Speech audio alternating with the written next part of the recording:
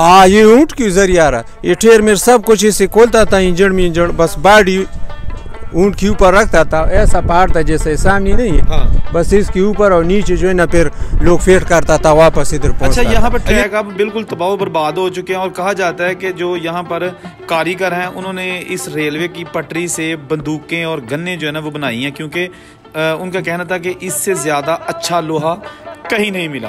तो अंग्रेज़ का, ब्रिटिश राज का जो रेलवे का लोहा था उससे कई हद तक कहा जाता है कि गन्ने बन चुकी हैं। कि यहाँ पर जो कारें हैं, स्मगल शुदा कारें होती हैं, वो ऊंटों के जरिए पहाड़ों से क्रॉस करके यहाँ पर लाई जाती हैं। ब्रिटिश दौर की बात हो रही है। ये उनके आज भी लोगो लगे हुए हैं, हर रेजिमेंट के लोगो यहाँ पर आपको नजर आएंगे यादगार के तौर पर।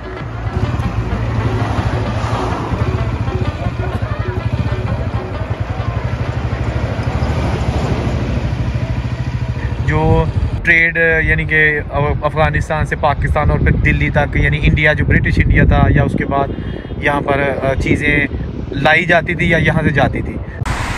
अस्सलाम वालेकुम दोस्तों, मैं औरंगज़ेब बेग अभी मौजूद हूँ पेशावर में और मैं जा रहा हूँ इस वक्त लंडी कोतल। पेशावर वाली साइड से जो रोड निकलता है लंडी कोतल के लिए, वहाँ पर ये बोर्ड लगा हुआ है और आगे होते हुए हम जो है ना वो मुख्तलिफ जो इसके रास्ते हैं, रूट्स हैं, लंडी कोतल पहुँचेंगे और आपको ये इलाका दिखाते हैं। इसके साथ साथ इसकी हिस्ट्री भी बताएंगे। लंडी कोतल रेलवे स्टेशन कब बना था, किस मकसद के लिए बना था, ये आज की साल में है। तो चले चलते हैं लंडी कोतल। दोस्तों, पेशावर से लंडी कोतल तक जो रेलवे ट्रैक बिछाया गया था अंग्रेज़ ने, वो भी एक बहुत बड़ा प्लान था। उसको ग्रेट गेम आप कह सकते हैं, क्योंकि उसके मकसद सरहद जो ब्रिटिश राज की अफ़गानिस्तान तक रसाई थी। क्योंकि 1857 की जंग के बाद ब्रिटिश ने यहाँ पर कब्ज़ा किया और उसने फौरी तौर पर ट्रैक जो है ना, रेलवे ट्रैक, वो बिछाने का सिलसिला शुरू किया। लाहौर में किला नुमा रेलवे स्टेशन बनाया ताकि वहाँ से जो ट्रेनें चलती थी वो पेशावर जाती थी और उनकी रसाई अफ़गानिस्तान तक थी। ये रूट उस वक्त जो है ना थोड़ा सा कच्चा था। कहा जाता है कि 1919 में कर्नल गॉर्डन हैरियन ने इस सारे मंसूबे का प्लान बनाया। इंजीनियर विक्टर बैली था और कला जमरूद से लंडी कोतल तक 32 किलोमीटर लाइन 1925 में खोल दी गई। अप्रैल 1926 में ये लंडी खाना और फिर उससे आगे तोरखम तक डाल दी गई। जी दोस्तों, इस वक्त हम मौजूद हैं लंडी कोतल से आगे तोरखम बॉर्डर के पास मिचनी पोस्ट, जो कि अंग्रेज़ों के दौर की चेक पोस्ट बनाई गई है, वो आप देख सकते हैं पीछे। तो ये यहाँ से आपको दिखाते हैं तुर्खम बॉर्डर का नज़ारा और यहाँ पर जो ट्रक खड़े हैं अफ़गानिस्तान जाने के लिए, क्योंकि ये सबसे कदीमी रूट्स हैं जो ट्रेड यानी कि अफ़गानिस्तान से पाकिस्तान और फिर दिल्ली तक, यानी इंडिया, जो ब्रिटिश इंडिया था, या उसके बाद यहाँ पर चीज़ें लाई जाती थी या यहाँ से जाती थी। अच्छा, ये जो भी हम स्क्रीन पे देख रहे हैं, ये क्या है, ये एरिया क्या है? ये तुर्खम का बॉर्डर है सामने, उसके उस साइड पे अफगानिस्तान है और इस साइड पे पाकिस्तान। यानी ये अफगानिस्तान इसके साथ शुरू हो जाएगा। बिल्कुल जी। तो ये जो लाइनें लगी हुई हैं ट्रकों की, ये जो नीचे है, वो ये अफगानिस्तान जाने के लिए है? बिल्कुल जी। यहाँ से ये पाकिस्तान से बहुत कुछ अफगानिस्तान जा रहा है, जिसमें सीमेंट, कोयला और ये एग्रीकल्चर इक्विपमेंट्स, ये सब कुछ बजरिया तुर्खम अफगानिस्तान जाता है। तो नेटो की सप्लाई भी इसी रूट से होती थी? बिल्कुल जी। नेटो के दौर में भी नेटो की सप्लाई इसी रूट के ज़रिए होती थी, चूँकि वो चमन से ये शॉर्टेस्ट रूट है अफगानिस्तान तुर्खम का जो रूट है, तो ज़्यादातर सप्लाई नेटो की इसी रूट के ज़रिए होती थी। अच्छा, ये हमें एक चीज़ नज़र आ रही है, इसके बारे में आप अगर कुछ जानते हैं तो ये हमें बता दीजिए कि ये जो है ना, ये वाला ये किला सा क्या बना हुआ? ये लोग कह रहे हैं कि ये अमीर तैमूर के दौर का एक स्टेशन हम कह सकते हैं, स्टेशन है, और उसमें उसके वो लेकिन पता नहीं चल रहा है कि काफ़ी टूट का शिकार हो गए ये जगह। तो इसमें भी उसके वो क़ुव्वत खाने की वो मिलती है, आसार है। तो ये अमीर तैमूर के दौर का एक किला नुमा बंदों को मारा जाता था यहाँ। बिल्कुल जी, क्योंकि इसमें एक टनल है और उसमें ब्लेड्स निकल आई हैं। तो लोग कह रहे हैं कि वो उस वक्त जो किसी को मारते थे तो बस एक साइड से फेंक के, तो जब वो दूसरे साइड पे निकल जाता था उसकी बॉडी वो बिल्कुल ख़त्म हो जाती थी। अच्छा, ये जनाब यहाँ पर जो है ना आप देख सकते हैं ट्रक खड़े हैं जो अफगानिस्तान जाने के लिए बिल्कुल तैयार हैं, लेकिन जो क्लियरेंस होती है वो उसके हिसाब से निकलते हैं। यहाँ पर बहुत सारा तादाद में जो है ना ये ट्रांसपोर्टेशन और ट्रक जो है ना वो मौजूद है, ये आप देख सकते हैं। अच्छा, यहाँ पर ट्रैक अब बिल्कुल तबाह बर्बाद हो चुके हैं और कहा जाता है कि जो यहाँ पर कारीगर हैं उन्होंने इस रेलवे की पटरी से बंदूकें और गन्ने जो है ना वो बनाई हैं, क्योंकि उनका कहना था कि इससे ज़्यादा अच्छा लोहा कहीं नहीं मिला। तो अंग्रेज़ का, ब्रिटिश राज का जो रेलवे का लोहा था उससे कई हद तक कहा जाता है कि गन्ने बन चुकी हैं जो इस वक्त मार्केट में मौजूद हैं। जैसा मैंने वीडियो स्टार्ट करने से पहले आपको बताया था कि मैं जा रहा हूँ लंडी कोतल, और ये लंडी कोतल के रास्ते में जाते हुए बहुत सारी चेक पोस्टें आती हैं जो कि अंग्रेज़ दौर की बनी हुई हैं, और ये बहुत अहम रास्ता है, बहुत अहम शाहराह है जो पाकिस्तान, यानी कि जब पाकिस्तान हिंदुस्तान इकट्ठा था उस वक़्त इंडिया को अफ़गानिस्तान से मिलाती थी। ये बहुत बड़ा ब्रिज आपके सामने है, रेलवे का ब्रिज। ये जनाब आप बिल्कुल बंद हो चुका है क्योंकि यहाँ पे ट्रेन नहीं चलती।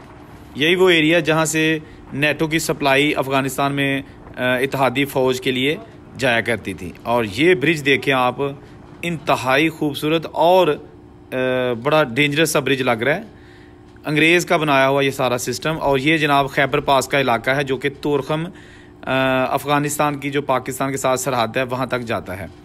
और यहाँ पर जनाब एक चीज़ मैं और आपको बता दूं कि जो लंडी कोतल है ना, वहाँ पर अब ट्रेन तो नहीं चल रही। 2007 से यहाँ से जो सफारी ट्रेन का सफ़र हमेशा के लिए ख़त्म हो गया है, और अब अगर आपने जाना है तो आप अपनी गाड़ी पर ही जा सकते हैं लंडी कोतल। ये यहाँ पर एक बोर्ड है जिसके ऊपर उर्दू में लिखा है तोरखम 16 किलोमीटर और काबुल 220 किलोमीटर। ये जनाब मैंने इसका भी थोड़ा सा एक हिस्सा कैप्चर कर लिया है।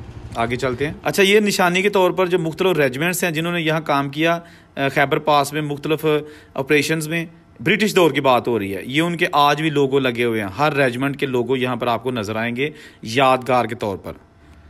ले जी, हम पहुँच गए लंडी कोतल। ये सामने लंडी कोतल शहर है, यहाँ पर रेलवे स्टेशन है वो भी बंद पड़ा है। और यहाँ की एक और ख़ास बात यह है कि यहाँ पर जो कारें हैं, स्मगल शुदा कारें होती हैं, वो ऊँटों के ज़रिए पहाड़ों से क्रॉस करके यहाँ पर लाई जाती हैं। ये सारा सिस्टम आज भी यहाँ पे मौजूद है। बड़ी सस्ती कारें आपको यहाँ पे मिल जाएंगी, लेकिन वो नॉन कस्टम होंगी। वो उसका कस्टम आपको पे करके उसको रजिस्टर्ड करवाना होगा, लेकिन उसके बावजूद लोग यहाँ से ख़रीदते हैं। पता नहीं वो कैसे इसको क्लियर करवाते हैं, क्योंकि उस पर बहुत ख़र्चा आता है। कार सस्ती मिल जाती है, लेकिन उसका जो उसको लीगल करवाने के लिए प्रोसेस है वो महंगा, खासा महंगा होता है। तो वो भी हम कोशिश करेंगे कि किसी दोस्त से, किसी एजेंट से, किसी जो ट्रेडर हैं यहाँ पर हमारे जो पख्तून भाई हैं, उनसे बात करेंगे कि वो सारा वो जो उनका प्रोसेस कैसे होता है, मुख्तसर वो भी बात करते हैं। ठीक है जी, लंडी कोतल आ गए। ये जैसा कि मैंने आपको कहा था, यहाँ कारें आपको मिलेंगी बड़ी सस्ती कीमत में। ये जैपनीज़ हैं और ये अफ़गानिस्तान और उसके बाद चमन के बॉर्डर से होती हुई यहाँ तक पहुँचती हैं, और यहाँ से लोग फिर मुख्तलिफ इलाकों में लेकर जाते हैं। हाँ, ये ऊँट क्यों जरिया रहा, ये ठेर मेर सब कुछ इसे खोलता था, इंजन बस बाड़ी ऊँट के ऊपर रखता था। ऐसा पहाड़ था जैसे सामने नहीं है। हाँ। बस इसके ऊपर और नीचे जो है ना फिर लोग फेट करता था, वापस इधर पहुंचता था। यानी कि पहाड़ क्रॉस ऊँट करता था। हाँ, ऊँट तो फिर उसको सैंपल कर लेते। अच्छा, मिनिमम को 5 लाख तक भी गाड़ी होती है।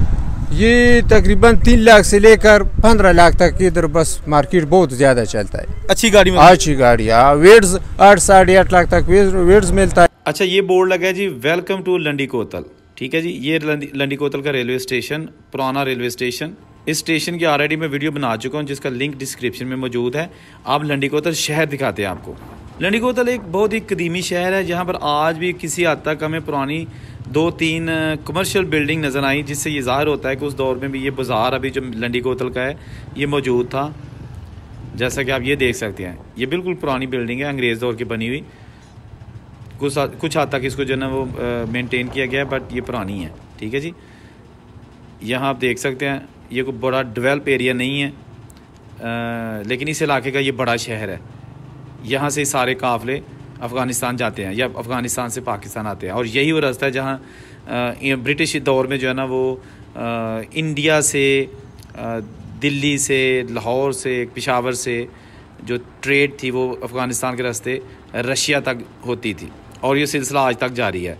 पूरे रास्ते में हमें बड़े बड़े कंटेनर्स नज़र आए जो कि अफ़गानिस्तान जाने के लिए बेताब थे, क्योंकि ये कंटेनर्स रात को बॉर्डर क्रॉस करते हैं, और उसके बाद फिर रात को जो पैसेंजर्स हैं वो अफ़गानिस्तान नहीं जाते, बल्कि जो बड़ी गाड़ियाँ हैं वही बॉर्डर से गुजरती हैं। और इन ट्रक्स में कोयला, एग्रीकल्चर इक्विपमेंट्स, खादे, सब कुछ यहाँ पाकिस्तान की ज़र्फ़ियत।